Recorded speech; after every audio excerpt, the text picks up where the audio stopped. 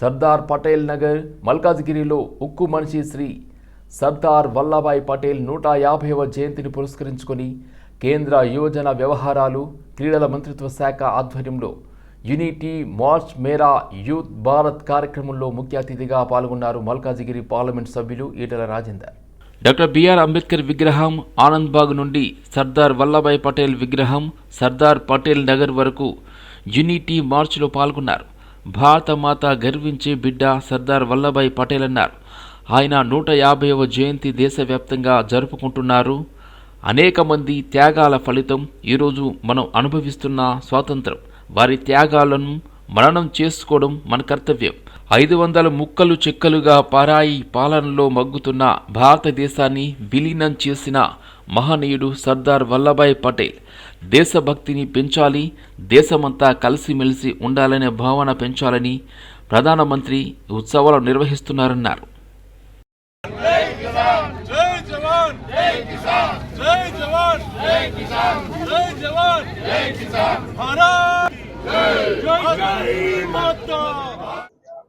సర్దార్ వల్లభాయ్ పటేల్ గారి 150 జన్మదినాన్ని పురస్కరించుకొని దేశవ్యాప్తంగా విద్యార్థులలో, యువకులలో, ఇలా ప్రజలలో స్వతంత్ర త్యాగాలను మర్చిపోతున్నటువంటి ఈ రోజులలో దేశభక్తిని, త్యాగాలని మరొకసారి మననం చేసుకోవాలి.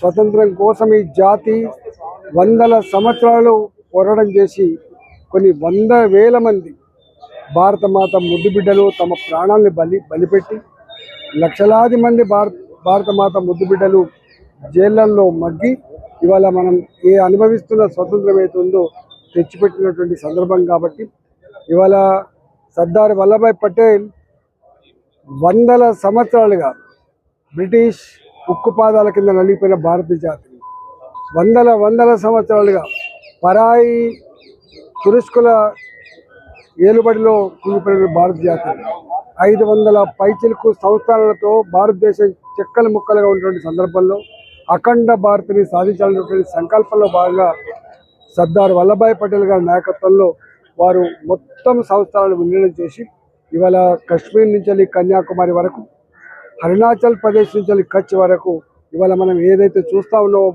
భారత పటాన్ని, భారతదేశాన్ని ఇవాళ ఆ స్వప్నం సాకారం చేయడంలో వారి త్యాగం, వారి యొక్క కమిట్మెంట్ చాలా గొప్పది. కాబట్టి ఇవాళ భారత జాతి మరొకసారి విద్యార్థులు చదువుతో పాటు క్రీడల పట్ల కూడా శ్రద్ధ చూపాలని మాజీ మంత్రి సనత్ నగర్ ఎమ్మెల్యే తలసాని శ్రీనివాస్ యాదవ్ అన్నారు. సనత్ నగర్లోని గ్రౌండ్లో ప్రభుత్వ గుర్తింపు పొందిన స్కూల్స్ విద్యార్థుల స్పోర్ట్స్ మీట్ను ఆయన ముఖ్య అతిథిగా హాజరై ప్రారంభించారు. క్రీడల్లో గెలుపు ఓటములు సహజమని, లక్ష్య సాధన కోసం ఏకాగ్రతతో కృషి చేయాలని పిలుపునిచ్చారు. విద్యార్థులు చదువుతో పాటు క్రీడల్లో రాణించి తమ తల్లిదండ్రులకు మంచి పేరు తీసుకురావాలని అన్నారు. క్రీడల్లో పాల్గొనడం వలన మానసికంగా, శారీరకంగా ఎంతో దృఢంగా ఉంటారని చెప్పారు. నామమాత్రపు ఫీజులతో పేద మధ్యతరగతి పిల్లలకు నాణ్యమైన విద్యను అందిస్తున్న స్కూల్ యాజమాన్యాలను ప్రశంసించారు. చదువులో ప్రతిభ కనబరిచే విద్యార్థులకు అవార్డులను అందజేయడం, క్రీడల్లో ప్రోత్సహించే విధంగా స్పోర్ట్స్ మీట్లను నిర్వహించడం పట్ల రికగ్నైజ్డ్ స్కూల్ నిర్వాహకులను అభినందించారు. ఈ 100 స్కూళ్ళకు సంబంధించి వాళ్ళందరూ కూడా ఎంతో ఉత్సాహంగా, ఇంట్రెస్ట్గా పిల్లలకు అన్ని కార్యక్రమాలు, ఏదో మనం స్కూళ్ళు పిల్లల చదువు చెప్పించేసినామో మాకు స్కూల్ ఉన్నది అట్లా కాకుండా వీళ్ళకి ఏంటంటే ప్రాఫిట్ కూడా పెద్దగా ఉండదు. అయినప్పటికీ వాళ్ళ డ్రీమ్ మేము చదువుకున్నాం, లేకపోతే మేము ఒకనొక సందర్భంలో చదువుకోలేకపోయినాం, ఈ రోజు మేము బాగున్నాం కాబట్టి పిల్లల్ని చదివించాలనేటువంటి ఏకైక తపన. గవర్నమెంట్తో చాలా ప్రాబ్లమ్స్ కూడా వాళ్ళకు ఉంటాయి. ఎడ్యుకేషన్ డిపార్ట్మెంట్ కానీ, జిఎస్టీ కానీ, మున్సిపల్ కానీ రకరకాల ప్రాబ్లమ్స్ కూడా ఫేస్ చేసుకోవడం, ఇవన్నీ మరి దానిలో భాగమే. బట్ ఏదేమైనప్పటికీ వారికి నేను అందరికీ మనస్ఫూర్తిగా అభినందన తెలియజేస్తా ఉన్నాను. తప్పకుండా మీ ద్వారా ఈ పిల్లలు రేపటి పౌరులై భవిష్యత్తుకు ప్రణాళిక వేసే పిల్లల్ని మీరు తయారు చేస్తున్నారు. కాబట్టి మీకు అందరు నేను మనస్ఫూర్తిగా అభినందన తెలియజేస్తూ ఎల్లప్పుడూ నా సంపూర్ణమైనటువంటి సహకారం వాళ్ళకు ఉంటుంది. ఎనీ టైం పవర్ ఉండొచ్చు, పవర్ లేకపోయినా ఏదైనా కానీ మనకు అన్ని సాధ్యమే కాబట్టి డెఫినెట్గా వాళ్ళకు పూర్తి స్థాయిలో మా సహకారం ఉంటుందని చెప్పి నేను ఈ సందర్భంగా తెలియజేస్తూ, అదేవిధంగా వీళ్ళ కొంత స్పాన్సర్స్ కూడా చేసిన వారికి కూడా నేను అభినందన తెలియజేస్తా ఉన్నా. స్టూడెంట్స్ కానీ వాళ్ళ పేరెంట్స్ కానివ్వండి, మరి అదేవిధంగా ఈ స్పోర్ట్స్ ఈవెంట్స్ కూడా వారి కోచెస్ ఉన్నారు, వారికి కూడా అందరికీ నేను మనస్ఫూర్తిగా అభినందన తెలియజేస్తూ, ప్రజా వ్యతిరేక విధానాలపై పోరాటం చేస్తున్న కామూరి వెంకటరెడ్డిని ఎటువంటి సమాచారం లేకుండా కనీసం నోటీసులు ఇవ్వకుండా సివిల్లో తాడిపత్రి పోలీసులు అదుపులోకి తీసుకుని వెళ్లడంతో వైఎస్ఆర్సీపీ అధికార ప్రతినిధి శ్యామల, వెంకటరెడ్డి భార్య హరిత, IT wing working president Vijayabhaskar రెడ్డితో కలిసి కూకట్పల్లి పోలీసులకు ఫిర్యాదు చేశారు. పోలీసులమంటూ ఇంట్లోకి వచ్చి కుటుంబ సభ్యులను బెదిరించి అక్రమంగా అతన్ని తీసుకుని వెళ్లడంపై వైఎస్ఆర్సీపీ నేతలు ఆగ్రహం వ్యక్తం చేశారు. పథకం ప్రకారమే కేసులు నమోదు చేయడం, పోలీసులమంటూ ఇంట్లోకి వచ్చి అరెస్టు చేయడం జరిగిందని అన్నారు. రెడ్ బుక్ వ్యవహారంలో జరుగుతున్న తీరుపై మాట్లాడుతున్నందుకు అక్రమ అరెస్టు చేస్తున్నారని, వైఎస్ఆర్సీపీ నేతలు వీటికి భయపడరని వారు వెల్లడించారు. వీటిని సమర్థంగా ఎదుర్కొంటామన్నారు. ప్రజల కోసం, ప్రజల తరపున పోరాడే వైఎస్ఆర్ కాంగ్రెస్ పార్టీలో ఉన్న ఎంతో మంది నాయకులు మరియు కార్యకర్తలు నిరంతరం ప్రశ్నిస్తూనే ఉంటారు. కారుమూరి వెంకటరెడ్డిని అరెస్ట్ చేస్తే దాంతో మిమ్మల్ని ప్రశ్నించే వాళ్ళు ఎవరు కూడా ఉండరనే ఏదైతే మీరు నమ్ముతున్నారో అది తప్పు అని నిరూపిస్తాం. రాబోయే రోజుల్లో ఇంకా గట్టిగా బలంగా ప్రజల తరపున పోరాడతాం. కారుమూరి వెంకటరెడ్డి గారు చేసిన తప్పేందో మాకు ఇప్పటికీ కూడా అర్థం కావట్లేదు. ఒక ఇష్యూ ఉందని మీరే చెప్పారు. ఆ ఇష్యూలో రెడ్ బుక్ లో అతని పేరు రాశారని మీరే మాది రెడ్ బుక్ ఉందని చెప్పింది మీరే. స్వయంగా ఈ రాష్ట్ర ముఖ్యమంత్రి అయిన మేము అడిగినా కూడా సరైన సమాధానం చెప్పలేదు. అండ్ ఇంకొకటి ఏంటంటే ఫోన్లు కూడా తీసేసుకున్నారు. ఎవరికి ఇన్ఫార్మ్ చేయొద్దు, ఇష్యూని పెద్ద చేయొద్దు, దీన్ని పెద్ద ఇష్యూ చేయొద్దు, దాని తర్వాత వచ్చే కాన్సిక్వెన్సెస్ అన్ని మీరే ఫేస్ చేయాల్సి ఉంటుంది, అది ఆలోచించుకొని ఉండండి అన్నట్టు మాట్లాడటం జరిగింది.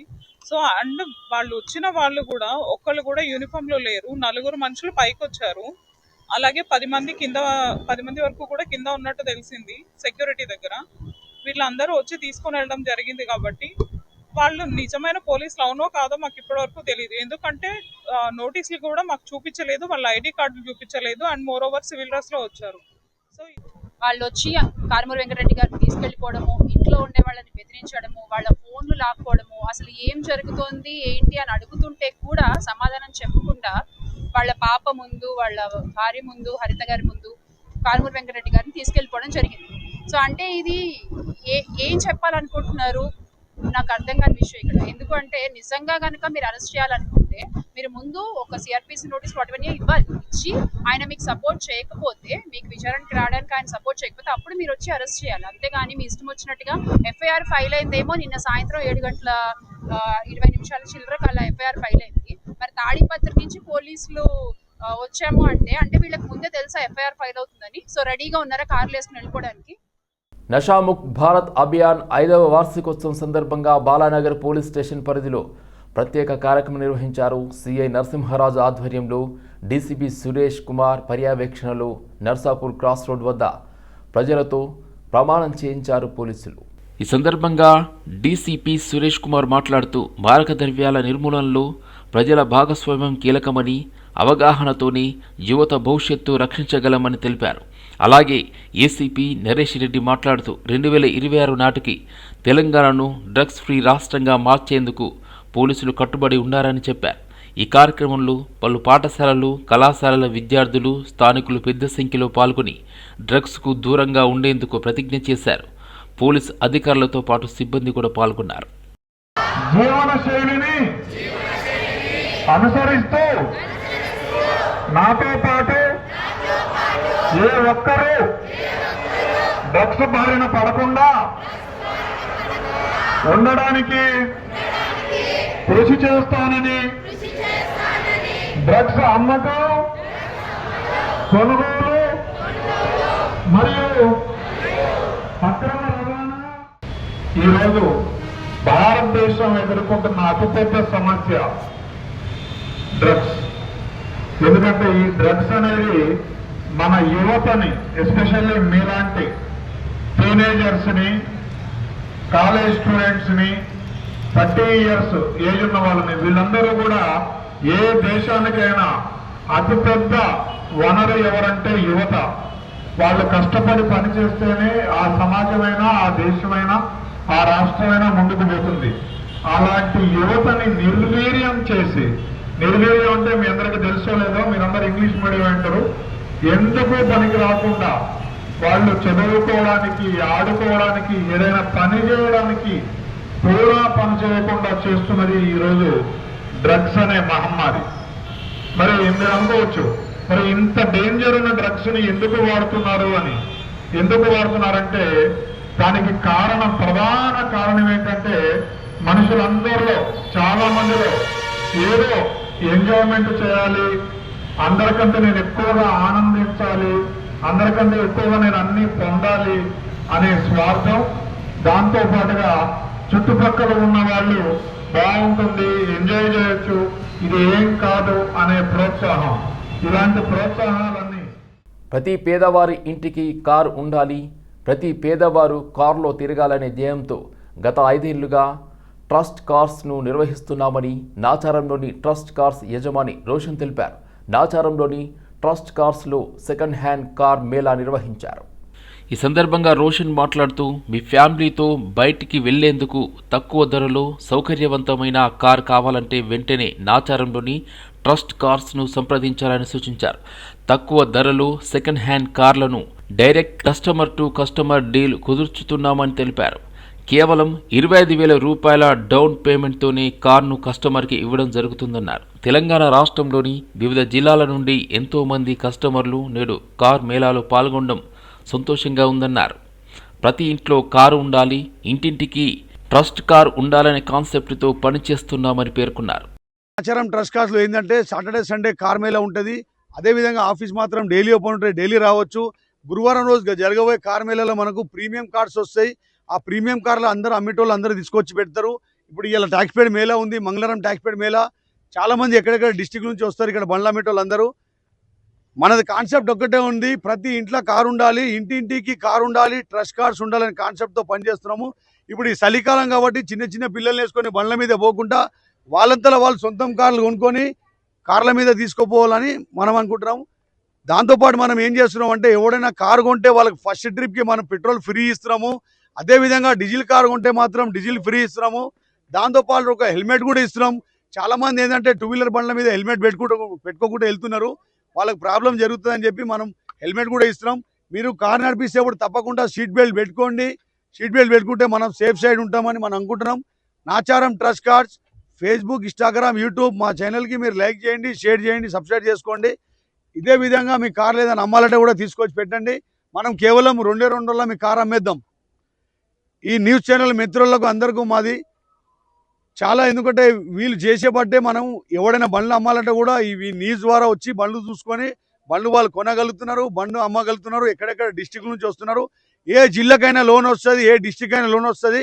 చాలామంది ఏం చేశారంటే, అన్న మా ఆంధ్రాకి లోన్ వస్తుందా, పలానా విజయవాడకి లోన్ వస్తుందా, ఈ మన కరీంనగర్కి లోన్ వస్తుందా, సిద్దిపేటకి లోన్ వస్తుందా అంటే ప్రతి డిస్టిక్కి లోన్ వస్తుంది.